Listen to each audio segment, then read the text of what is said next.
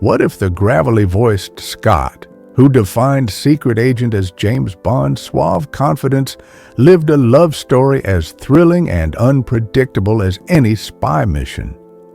Sean Connery's magnetism leapt off the screen, yet off-camera he navigated whirlwind romances, a storied first marriage, clandestine affairs, and a final steadfast partnership. Diane Sento, Broadway sparks to Hollywood strain, 1960 to 1973.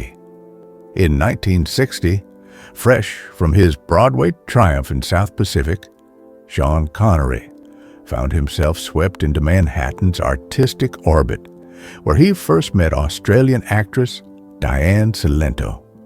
Their connection was immediate and electric. Early evenings were spent exploring West Village cafes, sharing stolen glances over espresso, and dreaming aloud about future roles. By December 25, 1962, they stood before a small circle of friends in a cozy New York chapel, exchanging vows beneath twinkling lights.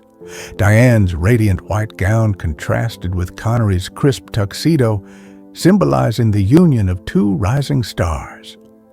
Their son Jason arrived on September 7, 1963, marking the next chapter. Family life filled with bedtime stories whispered in mixed Scottish-Australian accents, weekend retreats to the Hamptons, and mutual support at film premieres. Dr. No for Connery and Tom Jones for Diane. Yet, as Bond's global fame skyrocketed, Connery spent months overseas, leaving Diane to manage family and fame alone. Rumors of his on-set flirtations floated back in letters, whispers of cozy dinners with co-stars and late-night studio visits. The strain proved too much. They quietly separated in late 1971 and finalized their divorce in July 1973. Though the marriage ended, both spoke later of those years as a profound chapter, one of love, growth, and the bittersweet reality that some missions aren't meant to last. Claudia Cardinale, Venetian Moonlight and Whispered Confessions, 1963 to 1964. Amid the joyful chaos of his marriage, Connery found himself drawn into another tale of intrigue in 1963 when he traveled to Venice to film The Leopard. There, he encountered Italian screen siren Claudia Cardinale, whose luminous beauty and quick wit bewitched him instantly. Their off-camera escapades became the stuff of legend. By day they worked alongside gondoliers and palazzo interiors. By night, they slipped away for secret rendezvous. Tabloids reported clandestine gondola rides under moonlit bridges, gelato shared beside the Grand Canal, and whispered confessions echoing off centuries-old stone. Photographers caught fleeting silhouettes merging into Venice's mist, fueling headlines like Connery's Venetian romance. Yet both actors maintained a polite distance when questioned. It was professional camaraderie, they claimed, though their shy smiles betrayed deeper affection. For Connery, the Venetian interlude offered both escape and introspection, a reminder that behind every hero persona lay a man craving genuine connection. Their liaison dissipated like morning fog by early 1964, leaving only photographs and whispers.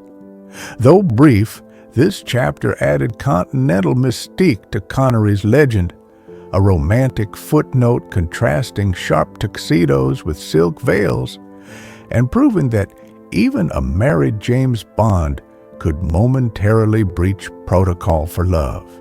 Carol Baker, Istanbul Alleyways and Midnight Scripts, 1974 to 1975. A decade later, Connery embarked on another clandestine narrative while filming Murder on the Orient Express in Istanbul. There, he met American actress Carol Baker, whose charm complemented his rugged sophistication. Between sweeping camera pans and opulent palace interiors, they discovered quiet moments in the city's labyrinthine alleys. Rumor has it, they would gather on stone-terraced balconies overlooking the Bosphorus at midnight, script pages in hand, practicing lines beneath a canopy of stars. Crew members recall overhearing Carol's laughter mingled with Connery's baritone chuckle, creating a soundtrack more intoxicating than any backdrop. The press, ever hungry for a scoop, spun tales of secret hotel suites and hidden passageways, labeling them cinema's most unlikely lovers. Despite the fervor, both stars insisted their relationship remained professional. Script rehearsals, they claimed, required extra care. By spring 1975, as the Orient Express pulled into stations across Europe, their real-life journey reached its terminus. They parted with fond respect rather than dramatic fallout, each returning to their respective paths.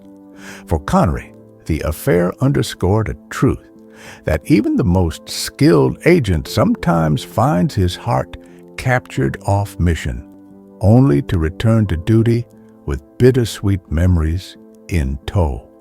Micheline Roa Brun, a masterpiece of lasting love, 1970 to 2020.